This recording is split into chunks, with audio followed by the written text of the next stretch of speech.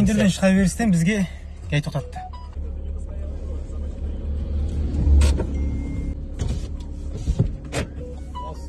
Уалейкум салам.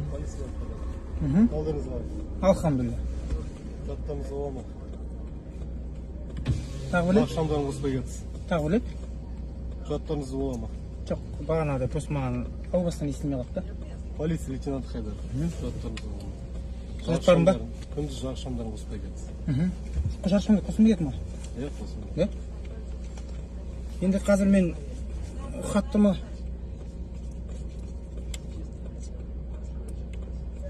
қосылмай кеттім ма? Шығып қара қойсаңыз болады? Жоқ, шығып қарағанда енді сізге сенемін ғой. Сізге сенемін ғой. Енді қазір хаттамамыз қазір? Хаттама ма? Бірінші ескерту бар, 602-ші бапта. Ақшамдарына. Иә. Жақсы, онда не істейікші? Просто сіздердің қызметтеріңіз көре қойын ба дедім ғой. Қызметтік куәлік бола ма? Сөйтпесеңіз. Қазір. Қызметтік куәлік көрсетші десем, қазір кетіп қалды. Енді не ғой, жігіттер, қыздар, менде бір сұрақ та осы патрульдік полициялар неге қызметтік куәлік десе қазір деп кетіп қалады. Бірге жүрмей ма деген ой келеді да. Өзімен бірге жүрмей ма деген ой келеді. Қазір енді бұл жерде система қалай болады білесіздер ма?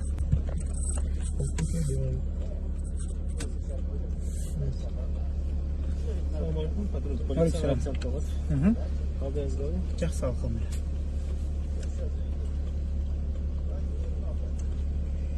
Инспектор службы старший лейтенант. Понятно. Старший лейтенант полиции бізде қазір Талғатов, Рауан Талғатұлы, инспектор службы 2023-ге дейін шығар деп ойлаймын.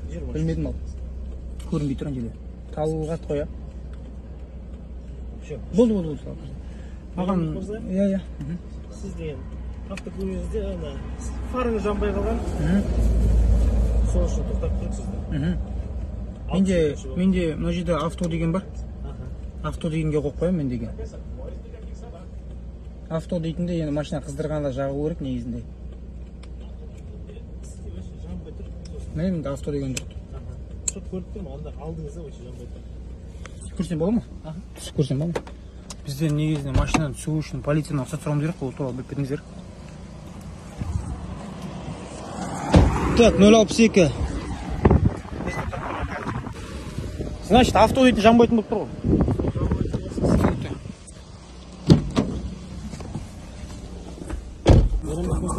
Сіздің құжаттарыңыз бола ма? Иә, құжаттар болады. Жеке куәлігіңізде. Барлығы бар. Не ғой? Бір сұрақ. Полиция мырза, сізден сұрасам бола ма? Осы нәрсе жазсаңыз жігіттер. Қызметтік куәлік дегенде осы бізде неге кетіп қалу процесі болады? Кетіп қалу? Иә.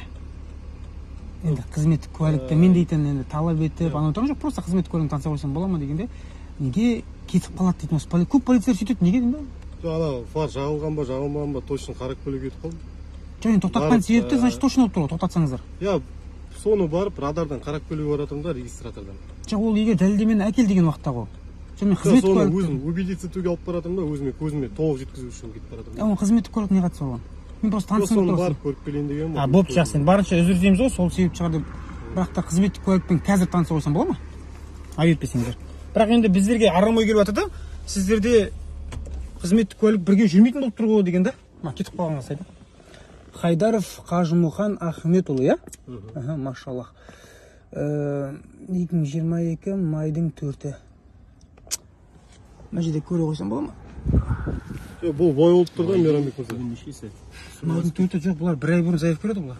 Оқырмандар, 10 секундқа видеоны айыра тұрайын. Жігіттер, қыздар, егер де сіздерге патрульдік полициялармен қалай сөйлесу керек, қандай баптарды айту керек, құқықтарды қалай қорғау керек, сол туралы әдемі қарапайым тілдемен жазылған кітап керек болса, яғни заңды біл, заңды жүк.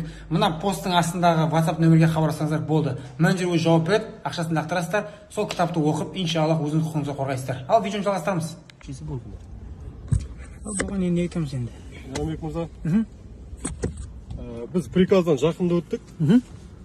Аға лейтенант па? Жоқ, аға лейтенант менікісі. Сержантский состав?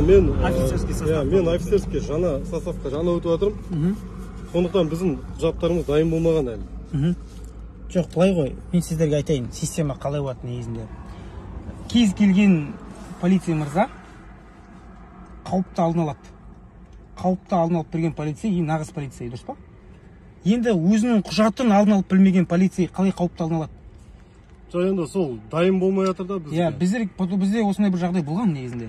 Есіміңіз Қажымұқан ба? Қажымұқан, машалла, есіміңіз әдемі екен. Қажымұқан мырза, негізінде осындай оқиға болған. Бізде болған. Кейін ол полицейге арнайы өзіндік бір дисциплинарный бір не берді, взыскание берді. Бірақ та бір мәселе айтты да, алдын ала алу керек бұлар. Алдын алу керек полицейлер. Мен ескертіп айттым. Енді значит сізге дейді, пока енді қызметтік куәлік не действительно ғой. Ал қызметтік куәлік не действительно болса, значит сізден маған полиция емессіз. Значит сіздің тоқтатқан негізіңіз 52 пункттың бірінші тармағына келмейді маған уже. Сондықтан мен сол келіп тұрмын да сол. Енді Қажымұқан мырза, қазір мен кетемін, айыппұлымды аламын да кетемін. Айыппұлымды алғаннан кейін сіз әрі қызметін жалғастырасыз. Қашанға дейін бұл жалғаспақ? Қашанға дейін дегенде бізге дайын болады деді 1-2 күн туысында. Сол. Жоқ, енді ол, видите, сіз значит 1-2 күн дайын болса, значит сізге қызметке шығу болмайды пока. Бірақ сіз шығып жүрсіз. Енді Қажымұқан мырза, мен рас айтайын, Қажымұқан мырза, айып етпеңіз, 971 приказ бойынша сіздер өзіңіз ескертесіздер, ол бекітілген. Ол бекітілген өзіндік өзіңіздің бұйрықтарыңыз. Халыққа бекітілген есе керек. Мен адами тұрғыда өзімді ескертейін. Менде қазір мында камера жүріп жатыр. Кез келген полиция мырза тоқтатқанда мен камераға түсірем. Бәлкім мына кісі танып тұрған шығар мені, бәлкім мына Мейрамбек деп аубасынан келіп жатыр екен.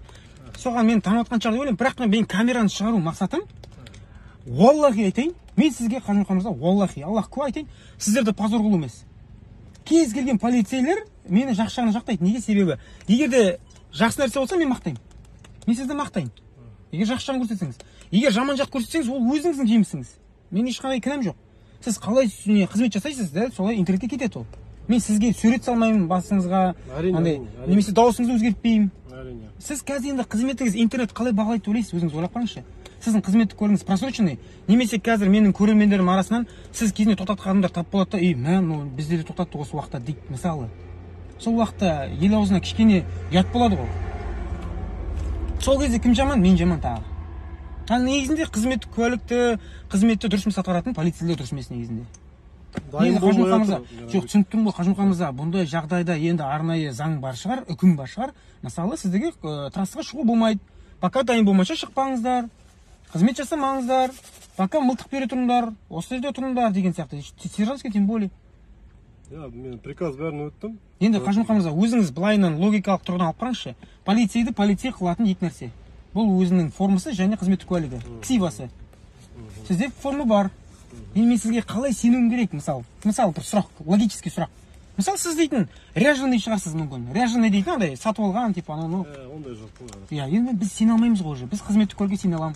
Мына Талғат мырза, Рауан мырзаға сенемін. Енді Қажымұқан мырза, қалай диалект қалай болады, айтыңызшы.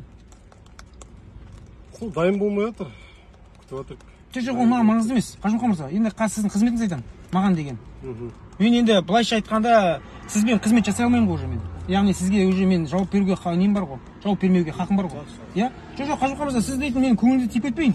Мен заң аясында сөйлесіп тұрмын. Жарай ма? Мен Рауан мырзамен сөйлесуге толық уже мүмкіншілігім бар. Бірақ сізбен уже мен мүмкіншілігім жоқ сияқты уже, жоқтың қасы. Бірақ енді бұған қатысты енді өздеріңіздің департамент полиция Оралға қарайды ғой, департамент. Оралдікілер өздері шарасын қолданар, мен білмеймін не шара қолданатындар бұндай жағдайда. Бірақ енді менің өзім пікірімше қызметтік куәлік действительно болу керек. Біз сол үшін қызметтік куәлік сұраймыз ғой. Айып етпесеңіз, Қажымұқан мырза, мен Рауан мырзамен сөйлесе қойсам бола ма? Егер көңіліне тиіп кеткен болсам, кешірім сұраймын. Жоқ. Ешқандай, кешірім сұраймын. Рауан мырза, айып етпесеңіз, өзіңіздің жол жүру қағидаларын 1-7 пунктін толықтай орындасаңыз, просто мен байқап толықтай орындалмай жатыр, Рауан мырза. Мен сізге, Мейрамбек мырза, сізге деген жаңа тоқтату себебін айттым. Сіз айтып тұрсыз авто. Мен де автомен жүрем. Үнемі автомен жүрем. Өзіңізде көрдіңіз ба? Жанбаған. Енді бұндай жерде арнайы бір не бар ма? Бір сондай бір система бар ма? Мен автомен жүрем деп системаға сеніп қалдым. Бірақ ол система мен подводить етіп жүрді. Негізге мысалы алайық, мысалы қазір, полиция мырза, айып етпесеңіз. Мысалы қалай, машина қыздырдым, авто емес, простой режимге қояйық, міне. Авто емес қазір. Шықсам бола ма? Біздер просто шықсам бола ма деген мақсат, біздер рұқсат сұраймыз ғой полицейден. Снимай, әлде жанып тұр ғой, мен негізі толықтай қамтамасыз етіліп жүрем. Мен негізі сөйтіп жүретін адаммын. Просто мен мана автоға сеніп қалдым да. Значит, бұл автокөліктерде авто дейтін не болып тұр ғой енді.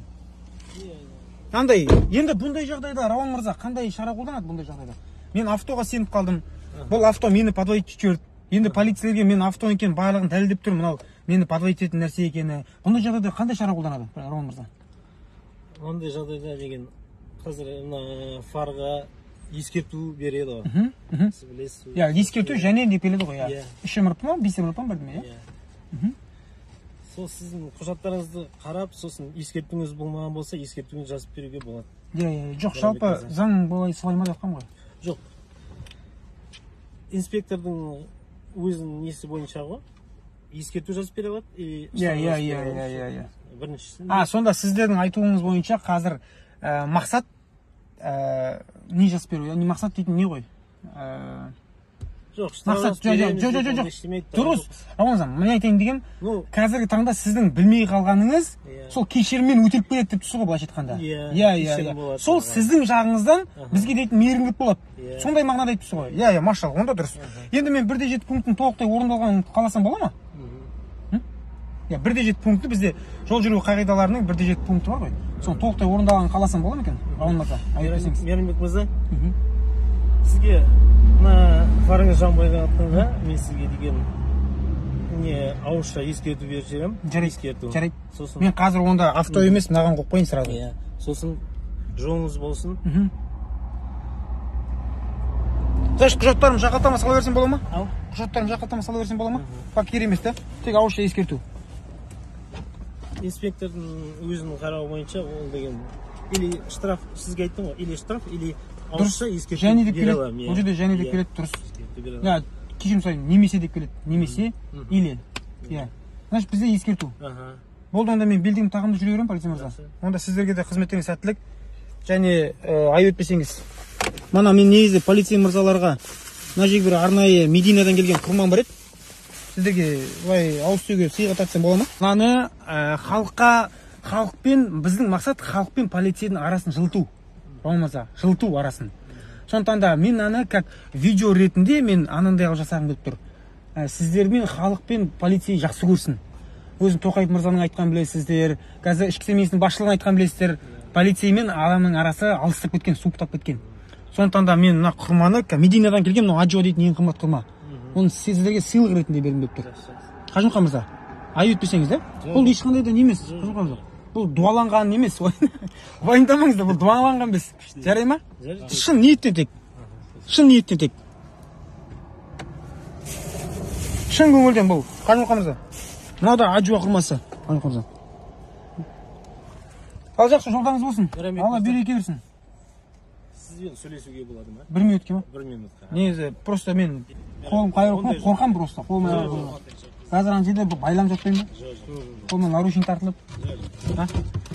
Видеоны көріп алғаннан кейін жігіттер, қыздар өтініш, сасық, анау мынау сақалды, теке анауны демей қойыңыздаршы. Себебі бұл жай ғана өз құқығымды қорғау. Егер мен құқық бұзған болатын болсам, онда айыппұлын салып берсін. Мен ешқандай қарсылығым жоқ. Ал егер олар өздерінің қызметін дұрысымен жасап жатқан болатын болса, онда менің не кінәм бар? Мен ештеме деп жатқан жоқ. Мен 1-7 пунктін сұрап жатырмын. Негізінде заң бойынша былай болу керек. 1-7 пунктте былай келеді. Ол еш кідірместен тез келеді. Патрульдік полицияр тез келу керек. Келді. Келгеннен кейін өзінің қызмет куәлігімен таныстырады. Таныстырғаннан кейін қандай себеп болғанын түсіндіреді.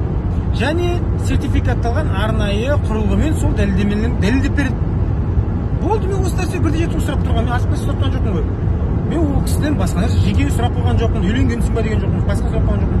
Сондықтан да менің жағымнан барлығы дұрыс болды деп ойлаймын. Мен жай ғана барынша кішіпейіл сөйлеуге тырысып, ал осы видеодан кейін бір терпел анау-мынауды жазбайтын шығардық едіміз.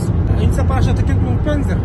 Себебі стористі күнделікті жол жүру ережелері және патруль полициямен қалай сөйлесек туралы айтылып жатады.